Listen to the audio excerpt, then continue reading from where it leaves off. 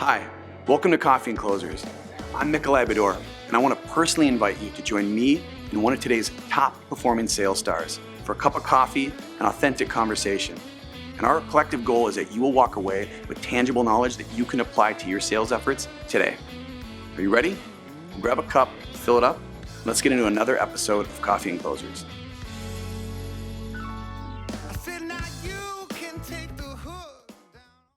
Hey everybody, welcome to Coffee and Closers. I'm Nikolai Bedore. I'm going to be your tour guide on this journey, and we have a heck of a show for you. Today we're going to be introducing the interviewer. I get to interview the interviewer. Who am I? My name is Nikolai Bedore. I'm the co-founder of Closers Media, as well as the host of Coffee and Closers, and now the host, or co-host, I should say, of Cocktails and Closers.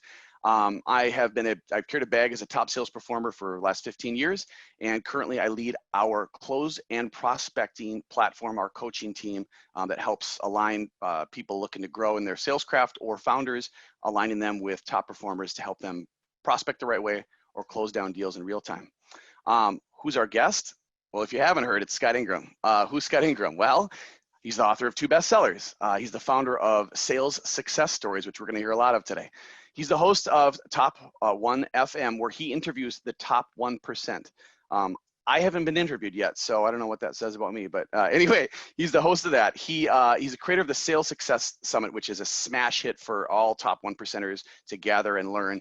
And he's a family man. He's a dad, and he just welcomed a new dog to his life last week. And he was up at 6:30 this morning running an 85-degree Austin, Texas heat. I don't know how the guy does it. Let's find out. Please give a warm Coffee and Closers welcome to Mr. Scott Ingram. Thanks, Nikolai. You know, I can help you out with that. Why don't we hear from my studio audience? There we go. There we go. Thank you very much. Everything is bigger in Texas, including your studio audience. That's awesome. That's right. Welcome, man. Welcome to the show. It's an honor to have you. Great to be with you. I am so bummed that we are not doing this in person in Minneapolis, because it's supposed to be 114 today from a heat index perspective. So yeah, my run was hot. You know what? Lady Bird Lake, or no, what's the Barton Springs, right? You guys gonna go take a flop in that after? I'm sure you're all sweaty and nervous for this interview, so you probably gotta go cool down after this, right? And that's hot. That's hot. It gets cold here, but it gets equally hot there. So you just gotta pick your poison, pick your lane, right? That's right. That's right. I'll take this. I've been there in January, and I went for a run. I think it was 6 below before wind chill one time. I made it about a mile. Snap! That's committed. Yeah, that's. I didn't know you're such a runner. We gotta, maybe after this we'll have to talk about that. So here's the thing. I kind of skipped through kind of the highlights of your career, your life, your sales path, all that kind of stuff. You do a lot of things, man. Would you mind kind of filling the blanks for us? Maybe personally, professionally, your sales journey and how you do it.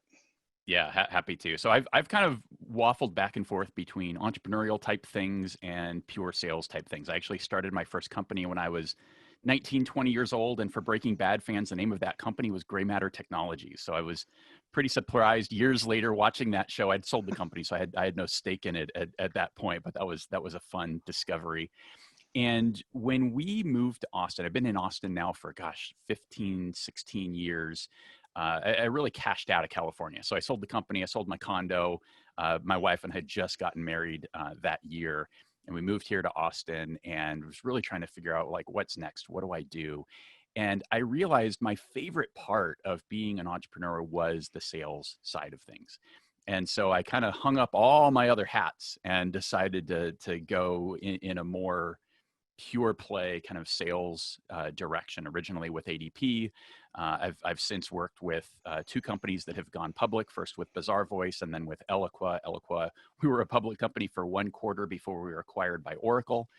And then today I work for actually my favorite professional services partner when I was selling for Oracle, a company based there in Minneapolis called Relationship One, and I carry a $3 million quota as part of that role. So that's kind of my day job sales career world.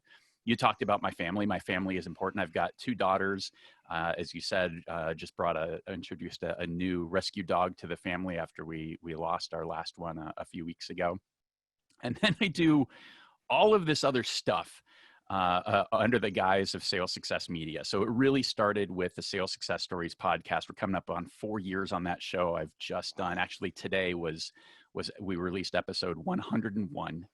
And every one of those interviews has been with either the outright #1 top performer in an organization, or I joke, I'm willing to settle for the top 1%. For like today's guest works for Cisco. Well, Cisco is a huge organization. So, we're absolutely willing to settle for the top 1% on that show. And we go really, really deep. One of my favorite compliments is I've been called the Tim Ferriss of sales. So it's not uncommon for those episodes to sometimes go close to 2 hours. And it's just going deep into what is actually working in the real world. I started that show because I've read so many books and seen so many speakers and webinars and everything else. And so many of those presentations are coming from people who are talking about sales. Maybe they were in sales at some point in their past, but they're not in sales today, and they're not at the top of their game today. So that's really what I wanted to draw out in that show. And then the Sales Success Summit followed pretty quickly after that, because while I was benefiting from all of these conversations and these relationships that I was developing with just really, really incredible humans who've been on the podcast, I wanted to not only introduce them to each other, but create an opportunity for my audience to engage with them more directly. So that's where we created the Sales Success Summit, and we're coming up on our third event this October. Obviously, we've pivoted to a virtual event, but thanks to some really, really amazing sponsors, we are making the live stream experience available for free. So those details are at top1summit.com. And if that's not enough, I started another podcast, because the two best things about sales success stories are also the two worst things. So one, it precludes me from bringing a lot of people whose voice I would like to have on the show, because they're just not #1. They don't meet the qualification. And #2, it's intimidating. If you don't know what you're getting into and you look at that list of episodes, you're like, oh my God, these are all over an hour. I'm not sure I'm ready to commit to this. So I created the opposite show called Daily Sales Tips. And today, I don't know what today was, tip number 593. We've been doing that every single day, 7 days a week. We haven't missed one yet. And those episodes are almost always 5 minutes or less. So that's kind of my world. I've got a lot of things going on.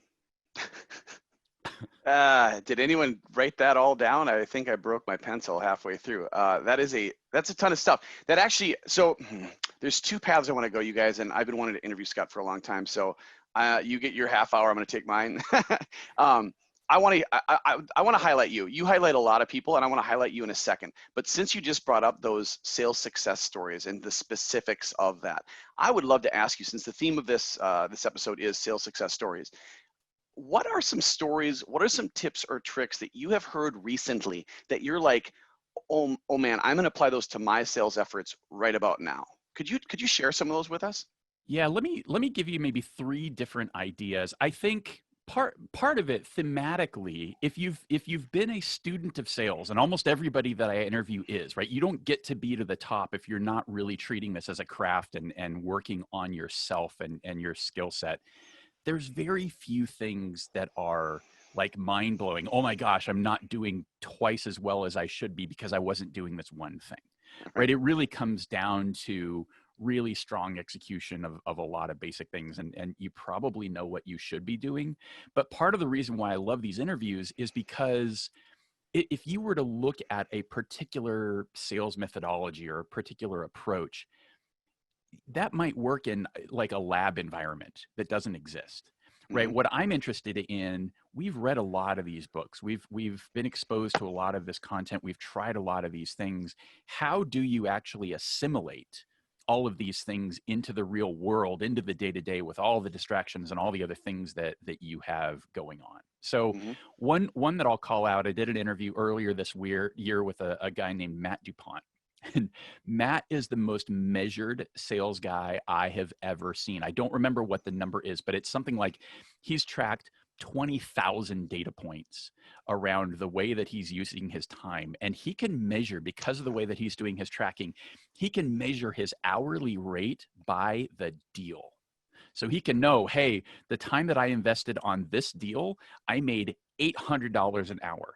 The the time I invested on this other deal, I would have been better off working at McDonald's. So, it's that level of granularity. And I know we'll get into this. I am a huge productivity nerd. It's something that I have worked on with myself for the last 10 years. It's kind of my superpower in the way that I'm able to do all of this. But that episode sort of reminded me that it's you're always working on it, right? You're always kind of looking at it and looking at, how do I refine this and how do I get better at this? And I'm never going to measure myself to the degree that Matt does, but there were some really interesting things that he's doing, and he's going to be presenting at this year's Sales Success Summit, and going deeper into this topic. And it's just really, really fascinating stuff. And I think important things that, again, it's those reminders like, oh, you know what? I'm not thinking about the ins and outs of how I'm spending my time. So that's one. Amy Quick is another one. Amy is, if you're not following her on LinkedIn, you need to be.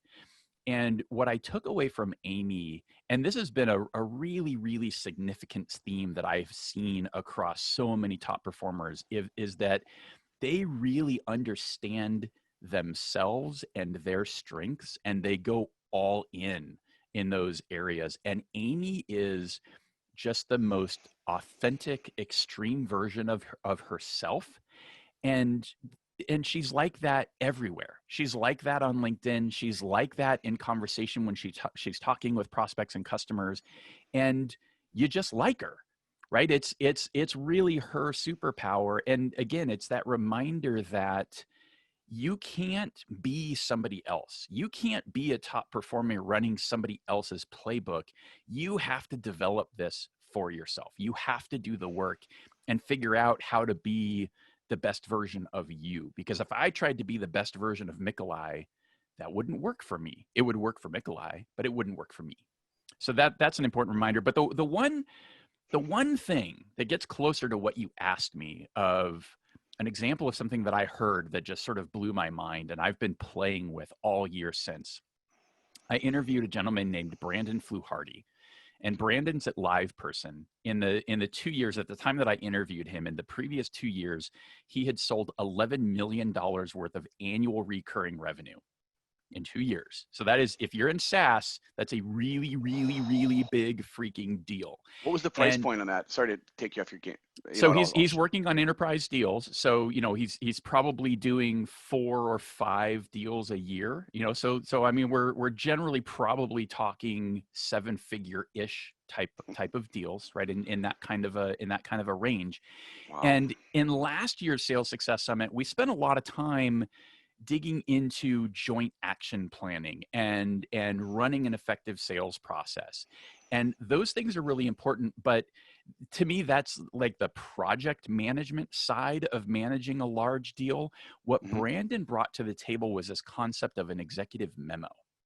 And it's essentially, so they had a couple of executives that came over from Amazon, and Amazon has a real Jeff Bezos driven sort of memo culture. Like, they'll start meetings, and the person that's running the meeting is going to bring a 3 or 4 page document that sort of outlines the vision and what they're going to talk about. And they'll start in silence and read that and start from there, right? Rather than spending a ton of time bringing everybody up to speed and trying to talk about this. So what Brandon's been doing is essentially co-creating a document that is a story, that is a narrative around the why and the how, and why it makes sense for us to partner together. And for those of us that have worked big deals like this, oftentimes you get into a situation where you have a champion. And the champion is going to need to go to a senior executive too often. They may not go with you. You might not be able to be in that meeting, but they're doing the internal selling around your solution. And that's super dangerous. They're not a sales professional. They don't know how to respond to the objections and everything else that's going to go on in that process. So this idea that you can together tell the story in a document that's just a few pages long, I think is even more powerful than the hour-long presentation that you want to give. Because think about the executive experience, right? I'm the chief marketing officer, and I'm sitting in this presentation. Scott's trying to bring me this solution. How many other presentations am I going to see in that day, in that week? right? Mini. How much of that presentation am I going to retain? I would argue that it's a fraction of what it is.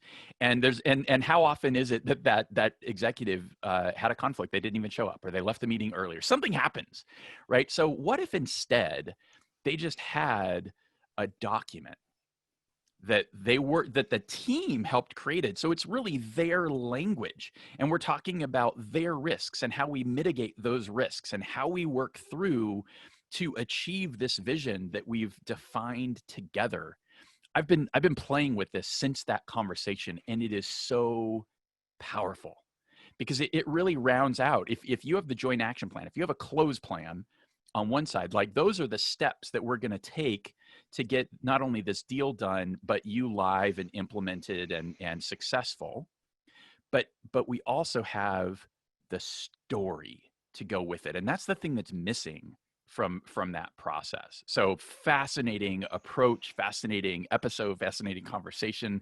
That one, that was new for me, and I'm having a lot of fun playing with that. Um, I'm just gonna ask you a question that isn't a question. Do you want to be on next month's Coffee and Closers? I want to be on Cocktails and Closers. I didn't know that was a thing. Oh, it is. Dude, thank you for that. That I don't. If we were live right now, which we used to be in the theater, COVID, the deal, there would be a standing ovation for that. So thank you for sharing that. Now, you guys, I listed off all the things that Scott does on a daily basis. He also gets up at 6:30 to go for a run every day, apparently, regardless of the heat or the cold. That's just another thing, feather in your cap, man. I'm a runner myself. I want to talk about your superpower, because you don't do 6 things, 7 things, 8 things at once, run a family as well, and then be a top 1%er at a fantastic company in relationship one if you don't have some process that you follow. But I would also double that with a superpower. We won't be able to obtain your superpower, but we could follow your process. Do you want to share some of that with us? Yeah, I can give a little bit of it. And if anybody wants to go deeper, I did a 45-minute keynote on this at last year's Sales Success Summit. And if you go to top1.fm and join the mailing list, you can request that video. I'll set you up with a code so that you can watch the whole thing, because we're not going to be able to cover the whole 45 minutes there. But it's essentially... Closers, do what he just said. Make sure you subscribe. It's a fantastic. We just jumped on, so make sure you subscribe. Sorry, Scott, go ahead. Yeah, no worries. So it's a 4P productivity process, and we'll see if I can remember all of it right now. But the first piece of that is to purge, and it's to get rid of all of the noise and all of the distractions that are coming at you. The biggest, I believe, the biggest impediment to productivity is you being thrown off your game and not being able to focus. I don't do 7 things at the same time, right? I really, as much as I can, try to do one thing at a time, right? I'm not a great multitasker. So as much as I can, it's about cutting out the notifications and just all this other stuff that is going to distract me. I consider myself a conscientious Facebook objector. I disabled, or I don't remember what the term is.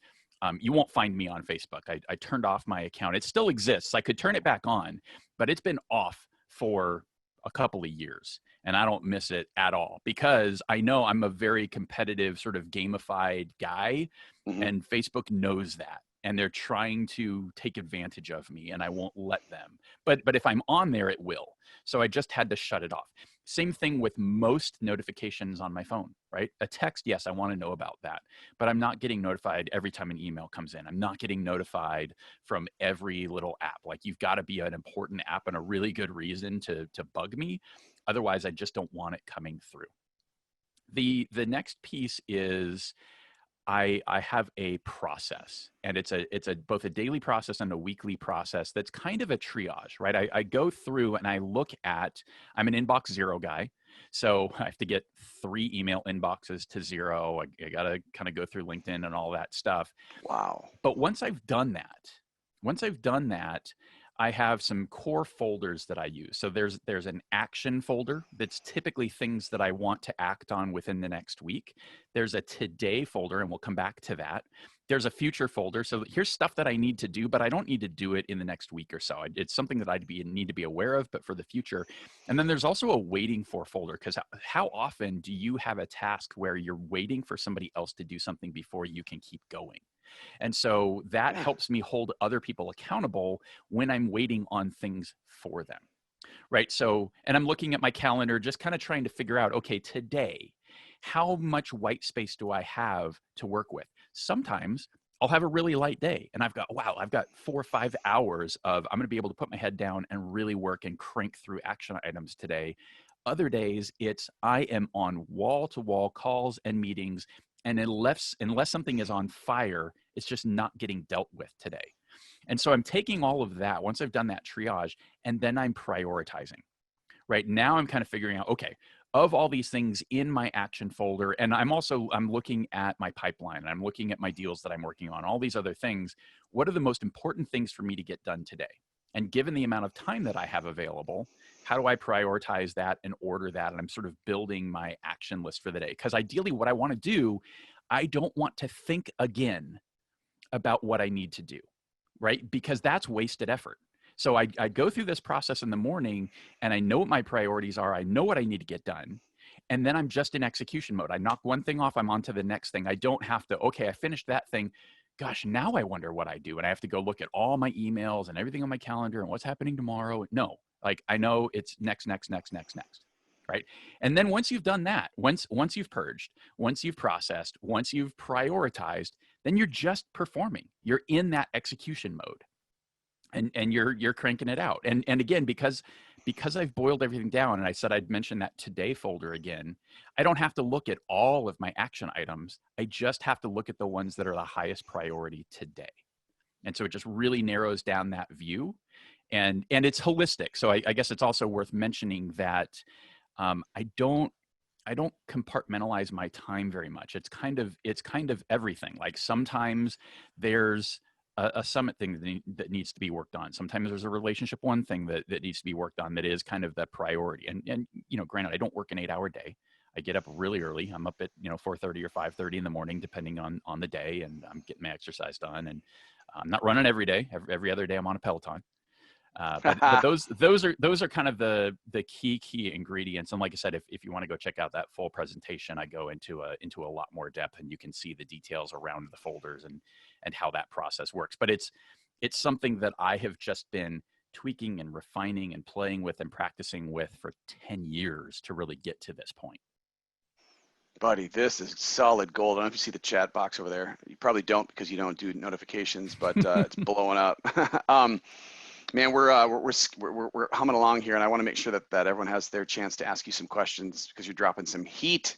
But we've been focusing on, first of all, thank you for sharing that. I'm going to, closers, I would too if I'm you. I'm not telling you what to do, but I'm going to go check that out, Scott. That, I guess if I had a takeaway from all that I love the action items on them, the stuff that they owe you. Right. I think that is a super hack. I've never heard that before. So thank you for that. Something we talked about in the prep was not everyone can be you. Let's just be honest. You know what I mean? Like all the stuff that you're able to juggle. Not everyone's getting up at 4:30. Not everyone has your superpower to prioritize the way that you do. Now that we know how, I'm even more impressed. But everyone can fail. So we were talking about sales success, but I would love to talk about a failure that you've learned from recently. Yeah, this is a fun one. I mean, the obvious one, but since I wrote about it in a book, I'm not going to talk about it. The time I got fired was a pretty meaningful failure in my book. I got fired from a sales job, actually the one at Bazaar Voice, so one of those companies that went public. And so in the first Sales Success Stories book, I wrote a chapter called "A Rapid Rise, an Epic Fall, and Getting quote unquote fired up," because I think with failure, it's what you do with it, right? It's what's your mindset around it, right? Failure is not necessarily a bad thing unless you make it a bad thing.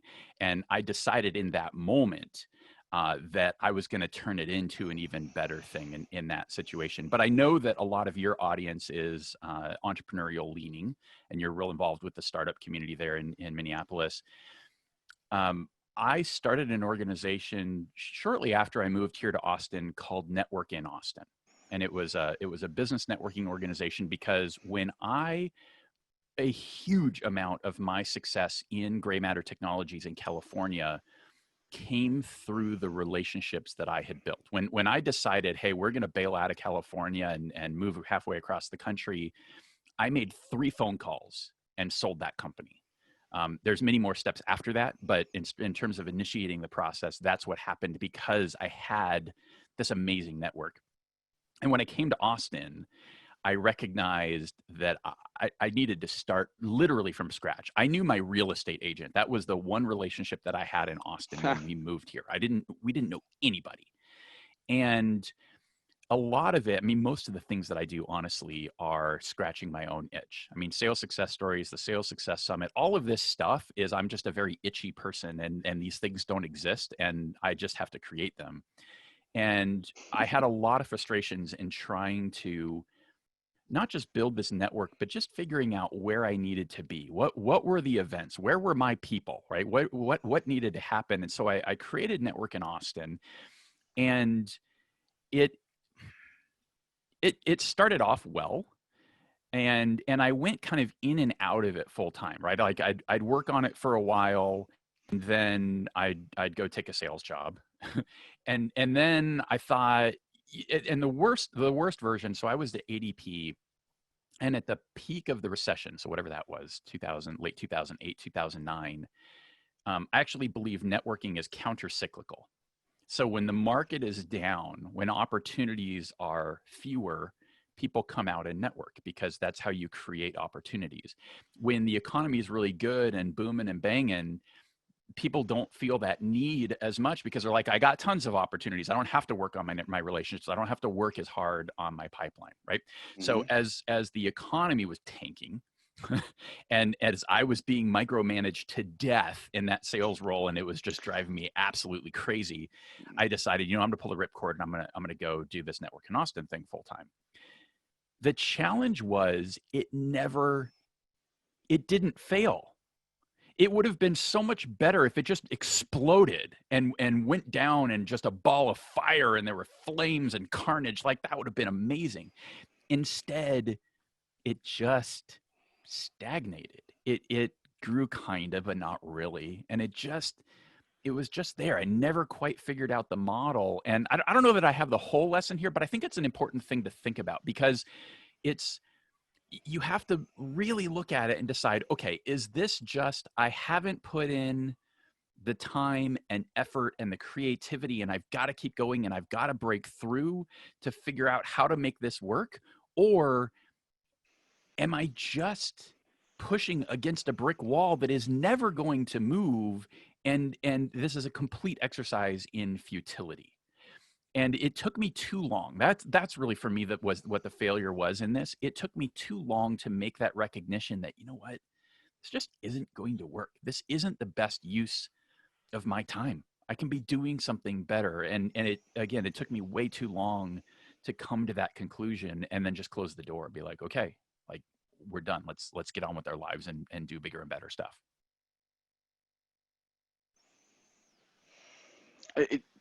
That's a great story, man. And the bigger and better stuff. I mean, it's just we don't have time. I wish we try and keep this under 30, but like, all the stuff that you do, the why. Actually, I'm just going to ask you, what the hell? The why. I know you said that it didn't exist, but that's not like a Simon Sinek why. Taking from that failure what you learned and now doing it the right way. Why do you do all that you do for the sales community? So my why is inspiration squared.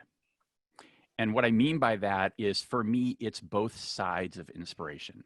I love to be around people who are doing things that inspire me and drive me to up my game, right? And raise my own bar. And at the same time, I want to be that inspiration and share that inspiration with other people and to bring them up and to level up what the sales community is. And I think something that's really important here is what I've learned through this process of all of these conversations. I went into this with a lot of kind of stereotypical thinking and what I thought I was going to find, right? I thought I was going to find more just outrageous type A bulldog types of people, right? I thought I was going to find, I thought I was going to find people that were using, like, who had cracked the code on technology. And what I'm finding is the opposite of all of those things. I'm finding the very best of the very best sales performers are the very best of the very best humans, right? They're less worried about their earnings. They're more worried about their clients and their outcomes, and then the earnings just take care of themselves. And on the technology side, it's less is more. You know, they've got some key things, and it's usually, I mean, here's what I mean by key things. It's usually, well, I use LinkedIn, my calendar, email, and I don't know, like a notebook. And then they apologize. They're like, I know it's kind of weird, but I take notes by hand. I hear that all the time. And I think what it comes back to is it's the distractions, right? If you're going to try and make great use of all this technology, you spend a ton of time trying to make it work together instead of doing the things you actually just need to do, which is usually have conversations with people. You know, like there's no rocket science in any of this. And I'm really fond of saying, like, the secret is there is no secret. You know what to do. You just have to do it. You have to simplify. You have to work on yourself and treat this as a craft and be a great human and take care of your clients, and all the other stuff magically falls into place. All right. If any of our clients that are on our prospecting and coaching platform, we did not pay Scott to tell you that. Scott, that is the, of all the coaches we've onboarded at this point, it's like they all take notes. Why? Because it's disrespectful to type, just little things. And it's our whole deal has been human-centered. It's human-centered activity that trains the tools what to do when we need them, not the other way around. Do you know what I mean? I can't believe you said what you just said. We are in the same lane, man. I got one more question. And as you know, with our platform, our coaching platform, and the human-centered, and I can't believe you just brought that up, but you said level up. And I would be shocked if the answer was anything but what it will probably be, which leveling up, meaning you're constantly interviewing top 1%ers. I know that they're interesting people, but part of it is you're also fascinated to learn what they do, right? That's why I love this show, is I get to learn from guys like you. Let's talk about, you know, kind of always be learning. We always say always be closing, but always be learning. And what is the value in coaching or mentorship or always be learning? And what final advice can you get to people, considering a lot of our listeners are probably new to sales, or they're a founder now and they got to now sell for their supper? The question, I guess, being the value in always be learning, what advice can you give, and what kind of advice can you give those people about, you know, how to level up? Yeah, man, we're thinking about this a lot. We're working on this idea a lot, and it basically comes down to here. First, let me say that as much as I'm a giant content producer, right? As much as if you wanted to consume everything I've done, if you wanted to listen to all of my podcast episodes across both shows, if you wanted to read or listen to the books, if you wanted to watch all of the summit presentations from the last couple of years, that would be a full-time job for something like 2 to 3 months. I mean, it is an obscene amount of content, and that's just mine, right? There is tons and tons and tons of content out there. I think the gap is, it's not the information, it's the assimilation. It's how do you figure out what is going to fit you, your style, what you're selling, your market. It's all of those types of things. And for me, I don't know that this is everybody, but for me, the way that I do that is I spend a lot of time talking to people. I process through conversation. I need to, when I have a good boss, I haven't always had a good boss. When I have a good boss, I think of them at their job is to polish my diamonds, right? Like I'm going to bring you like a pretty good idea. It might be a little bit raw. If you've ever seen a raw diamond, it's not pretty, right? It's just it's like a rock, right? You've got to cut it the right way, and you got to polish it, and you have to do this work to it. That's what I need. Like, let me bring you my raw diamond, and then let's work on this and figure out, where do we make the cuts? Where are the facets? How do we really make this thing shine? And that comes through those conversations. And you do that with who you surround yourself with. Before starting this show, I had heard the Jim Rohn quote that says, you're the average of the 5 people you spend the most time with, dozens of times over the course of my career. But I had never really, truly acted on it. And so, I mean, one of the things that we're working on right now and kind of beta testing is what we're calling peer accountability and growth groups. And this idea of a small group that's facilitated, that is where everyone is trying to level up and working together to lift each other up, and just creating that processing space, right? It's not about content. I'm not going to teach you anything in that. I mean, sure, you'll learn stuff from it, but it's more about, okay, I heard this idea. Does this work? How do I, here's what I'm doing in my prospecting. It's pretty good, but I want to level up. So how do I improve that? And typically, I think what works best is just bouncing those ideas off of other people. And it's kind of like mentoring too, right? I've been on both sides of a lot of mentoring relationships, and I find that I often get more value when I'm mentoring somebody else, because it reinforces, it's just kind of like a personal accountability thing, right? It's like, I'm telling you to do this thing, and I'm out of alignment if I'm not actually doing it myself. And that idea of you learn best by teaching somebody else. So it forces you to sort of codify your process and your approach and deliver it to somebody else. And that solidifies it for you and makes you better at your own process and your own approach. Absolutely. Well, we're at time. I'm actually getting blown up. Is there any final thing? This is going to end the recorded bit, and then we'll open it up to the audience. But is there any one nugget of sales truth that you can relay on us before we part ways, or do you want to leave with that little bit of inspiration that you just left?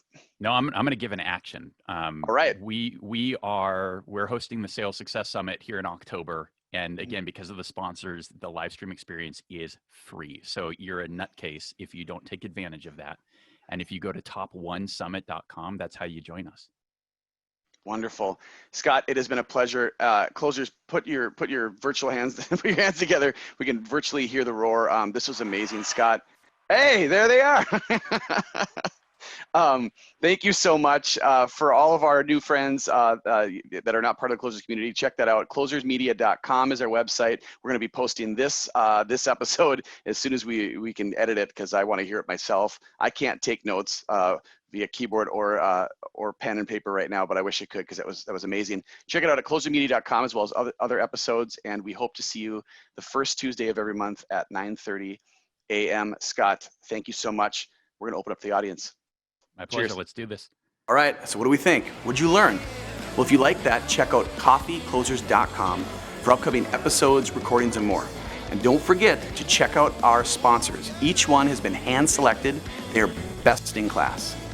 Until next time, we'll see you at the next Coffee and Closers. Cheers. Say live, come on, live a life we love. Gotta live, I said live a life we love.